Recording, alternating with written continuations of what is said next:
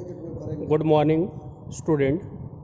Electrician of heater trade के first year student के लिए वर्कशॉप कैलकुलेशन और साइंस विषय के अंतर्गत आज हम लोग एक नया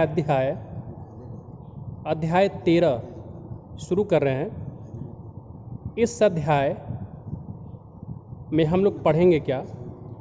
सिंपल मशीन अर्थात सरल मशीन, एफर्ट एंड लोड अर्थात प्रयास और भार, मैकेनिकल एडवांटेज मैकेनिकल लाभ, वेलोसिटी रेशियो वेग अनुपात, एफिशिएंसी ऑफ मशीन मशीन की दक्षता, relationship between efficiency velocity ratio and mechanical advantage. तो आज का जो चैप्टर है मुख्य रूप से उत्तोलक एवं सरल मशीन। उत्तोलक एवं सरल मशीन क्या होती है, इसको हम डिटेल में अध्ययन करते हैं विस्तार से। तो सबसे पहले आज हम देखते हैं परिचय। यंत्र क्या होता है? यंत्र या मशीन एक ऐसी युक्ति है, यंत्र या मशीन एक ऐसी युक्ति है जिसकी सहायता से कम बल लगाकर अधिक कार्य किया जा सकता है। उसके द्वारा कार्यों को सरल बनाया जा सकता है। उदाहरण के लिए हम कुएं से पानी खींचना चाहते हैं तो रस्सी द्वारा सीधे पानी खींचने का कार्य मुश्किल होता है। इसके विपरीत यदि पुली का प्रबंध कर दिया जाए तो उतना ही पानी बहुत आसानी से और कम शक्ति लगाकर मशीन से खींचा जा सकता है। इस प्रकार का जो व्यवस्था होता है वही क्या कहलाता है? सरल मशीन कहलाता है। तो इसमें हमने ये देखा कि जैसे कि आपको परिचय में हम बता रहे हैं कि जो मशीन या यंत्र जो होता है वो एक ऐसी डिवाइस है जिसकी सहायता से कम बल लगाकर अधिक कार्य किया जा सकता है। उदाहरण के लिए जैसे हम कुएं से पानी खींचना चाहते हैं तो रस्सी द्वारा सीधा पानी खींचने में ज़्यादा शक्ति लगती है, लेकिन अगर वही पुली के सहारे पानी खींचा जाए तो कम शक्ति लगती है। तो इस प्रकार की व्यवस्था ही क्या कहलाता है? सरल मशीन कहलाता है। विभिन्न प्रकार के जो सरल मशीनें हैं उनके उदाहरण क्या हैं? उत्तोलक जैसे कि लीवर मशीन, पुली, विंच व क्रैब, स्क्रू जैक आदि का अध्ययन हम इस अध्याय के अंतर्गत करेंगे। लीवर का मशीन का उदाहरण आपने देखा होगा, जैसे कि कैंची, जैसे कि चिमटा। पुली का हमने उदाहरण दिखाया ही। स्क्रू जैक आपने जो देखा होगा कि बड़ी बड़ी गाड़ियों को उठाने के लिए किया जाता है, नीचे उसमें स्क्रू जैक लगा करके। तो इस अध्याय के अंतर्गत हम ये सरल मशीनों का अध्ययन करेंगे। अब सरल मशीन से संबंधित जो महत्वपूर्ण शब्दावलियां हैं उनके बारे में देखते हैं, अध्ययन करते हैं।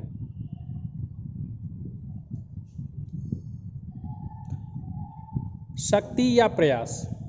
सरल मशीन में एक शब्दावली आएगी शक्ति या प्रयास, जिसको हम पावर या इफर्ट बोलेंगे।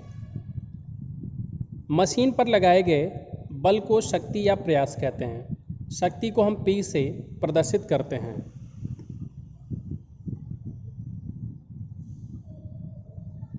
जैसे आपने नट क्रैकर या जो एक मशीन होती है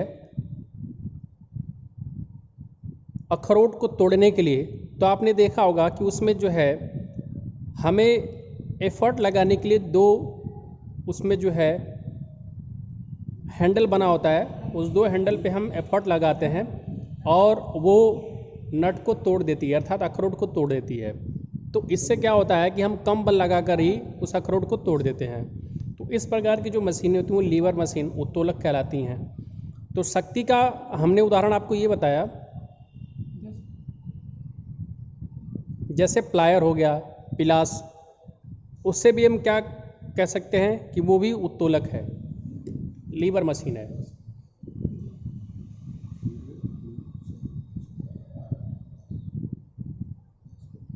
मशीन पर लगाए गए बल को शक्ति या प्रयास कहते हैं। तो जहाँ से हम प्लायर को पकड़ते हैं वहाँ पे हम क्या लगाते हैं? एफर्ट लगाते हैं, और प्लायर जो कार्य करता है उसको हम लोड बोलते हैं। तो शक्ति या प्रयास आपको यहाँ पे फिजिकल में समझ में आया होगा कि प्रयास कैसे लगाया जाता है या कहाँ से शक्ति लगाई जाती है? तो मशीन पर लगाए गए बल को शक्ति या प्रयास कहते हैं। शक्ति को हम P से प्रदर्शित करते हैं।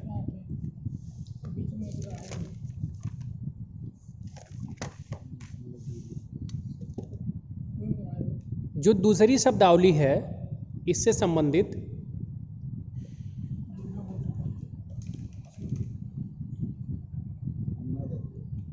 इसको हम बोलते हैं भार या लोड। मशीन द्वारा नियंत्रित किए गए बल को भार कहते हैं। भार को W से प्रदर्शित किया जाता है। जैसे उदाहरण के लिए आप समझिए कि कुएं से पानी खींच रहे हैं रस्सी के माध्यम से, और रस्सी किस पे लगी हुई है? पुली पे लगी हुई है। तो जितना पानी आप खींच रहे हैं वो क्या हो गया? भार हो गया। और जितना बल लगा करके आप पानी खींच रहे हैं वो क्या आपका हो गया? एफर्ट हो गया या प्रयास हो गया।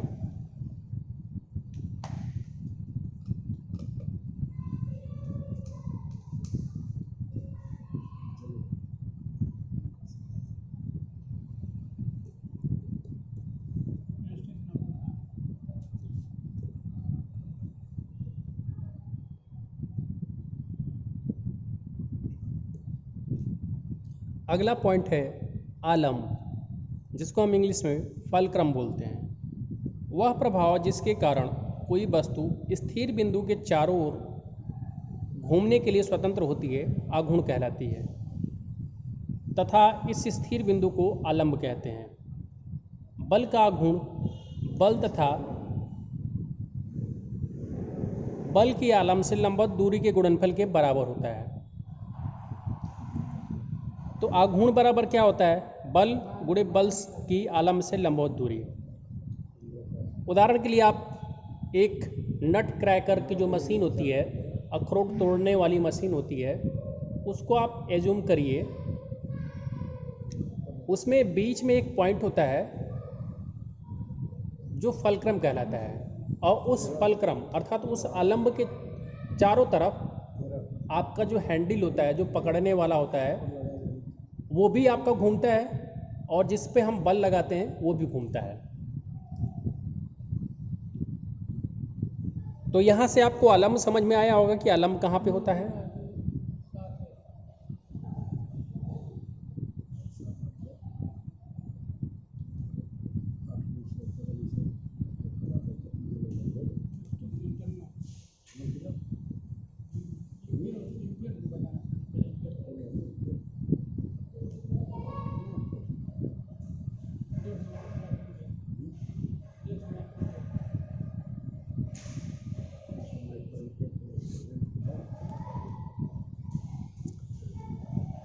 मीट्रिक प्रणाली में आघूर्ण की इकाई किलोग्राम मीटर होती है, और ब्रिटिश प्रणाली में पाउंड फीट होती है, तथा एसआई प्रणाली में न्यूटन मीटर होती है। अब जैसा कि आपको आघूर्ण का जो फार्मूला बताया गया कि आघूर्ण बल गुणे बल की आलम्ब से लंबवत दूरी के बराबर होता है, अर्थात F इंटू डी के बराबर होता है। तो यहाँ से अगर आप आघूर्ण का मात्रक ज्ञात करेंगे तो बल का मात्रक क्या हो जाएगा? यहाँ से बल का मात्रक न्यूटन, और d अर्थात दूरी का मात्रक क्या? मीटर, और दोनों का गुणा है तो न्यूटन मीटर हमारा जो है आघूर्ण का मात्रक हो जाएगा। और एसआई प्रणाली में जो आघूर्ण का मात्रक होता है न्यूटन मीटर ही होता है, और हमने यहाँ से भी डिराइव कर लिया है, यहाँ से भी न्यूटन मीटर निकाल लिया है, क्योंकि बल का एसआई सिस्टम में जो मात्रक होता है न्यूटन और दूरी का मीटर, तो दोनों मात्रक हमने रख दिया है, तो आघूर्ण का मात्रक न्यूटन मीटर आ गया है। अन्य मात्रक जैसे कि मीट्रिक प्रणाली में एमकेएस सिस्टम में आघूर्ण का मात्रक किलोग्राम मीटर होता है, क्योंकि जो बल है वो एक भार के बराबर ही होता है, और भार को हम किलोग्राम से प्रदर्शित करते हैं, और जो दूरी है उसको मीटर से। जबकि ब्रिटिश प्रणाली में बल को हम या भार को पाउंड्स में व्यक्त करते हैं और दूरी को फीट में। तो यहाँ से मात्रक क्या हो गया? Pound feet.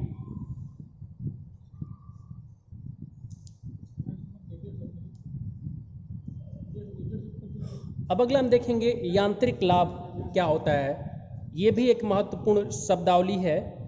किससे संबंधित है? सरल मशीन से संबंधित है।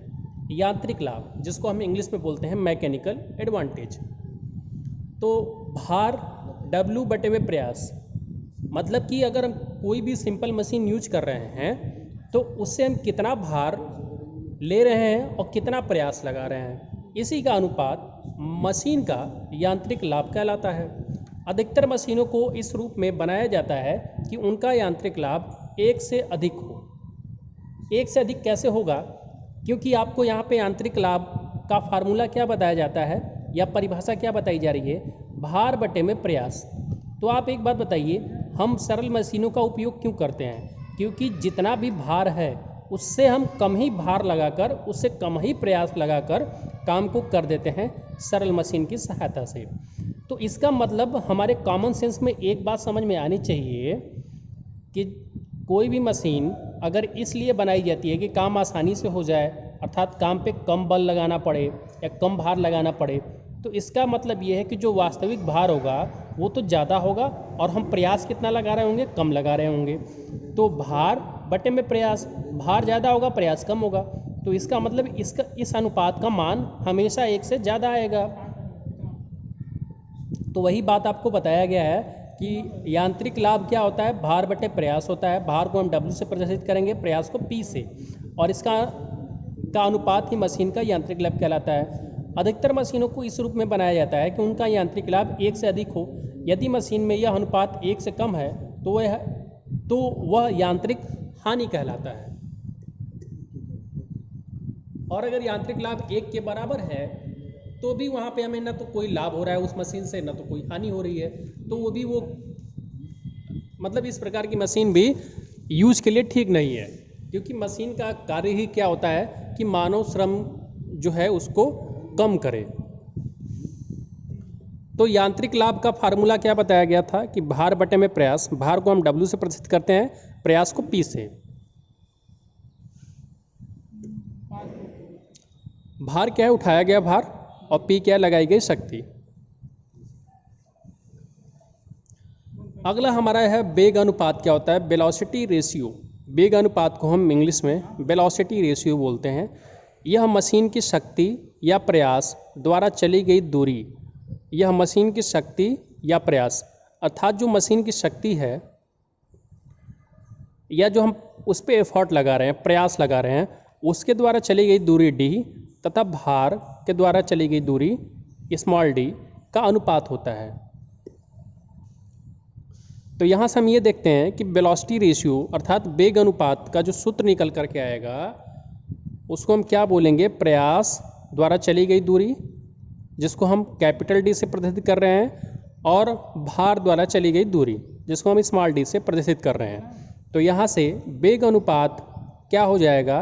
प्रयास द्वारा चली गई दूरी बटे में भार द्वारा चली गई दूरी, और प्रयास द्वारा चली गई दूरी को हम कैपिटल D से बोल रहे हैं और भार द्वारा चली गई दूरी को स्मॉल d से।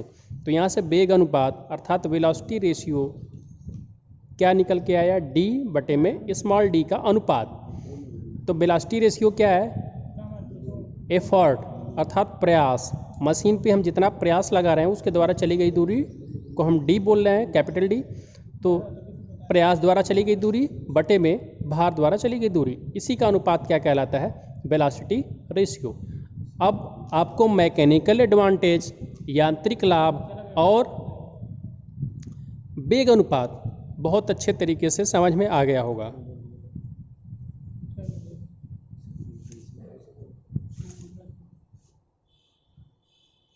अगला हमारा टॉपिक है मशीन की दक्षता, जिसको हम क्या बोलेंगे? मशीन की एफिशिएंसी।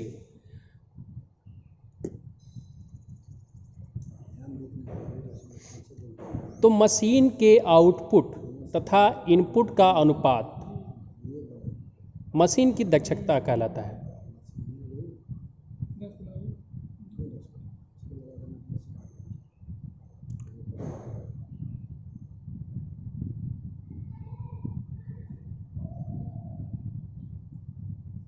तो मशीन की एफिशिएंसी क्या होती है? मशीन के आउटपुट तथा इनपुट का अनुपात दक्षता कहलाता है। सरल मशीन में यांत्रिक लाभ तथा वेग अनुपात का अनुपात ही मशीन की दक्षता कहलाता है।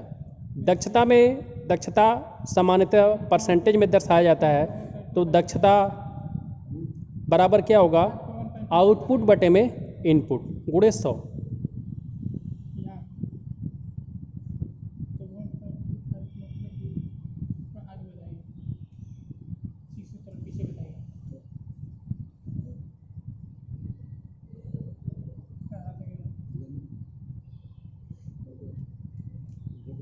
जैसे अगर कोई मशीन है उस पर रेटिंग लिखा हुआ है 2.5 हार्स पावर की है, अर्थात 2.5 HP की है, तो उसका इनपुट कितना है? 2.5 HP है।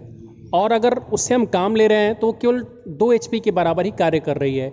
तो अगर देखा जाए कि दक्षता कितनी होगी, तो हमने क्या बताया? आउटपुट बटे में इनपुट गुणे 100, अर्थात 2 HP बटे में 2.5 HP, क्योंकि आउटपुट कितना आ रहा है? 2 HP का।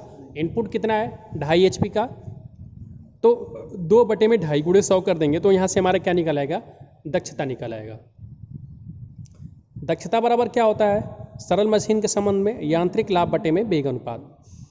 तो अगर इस चैप्टर के संदर्भ में देखा जाए, सरल मशीन के संदर्भ में, तो दक्षता बराबर होता है यांत्रिक लाभ अर्थात मैकेनिकल एडवांटेज बटे में वेग अनुपात। और यांत्रिक लाभ क्या होता है? यांत्रिक लाभ आपको बताया गया था कि यांत्रिक लाभ जो होता है भार और प्रयास के अनुपात को ही हम बोलते हैं यांत्रिक लाभ।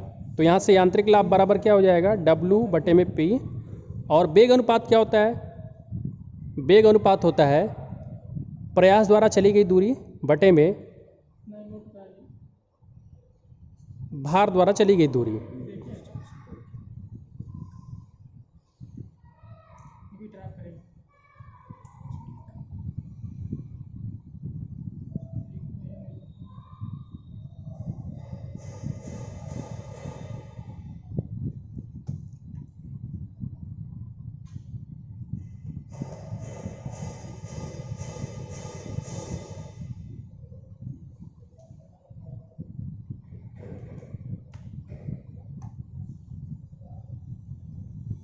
तो यहाँ से क्या हो जाएगा? W इंटू D बटे में P इंटू कैपिटल D।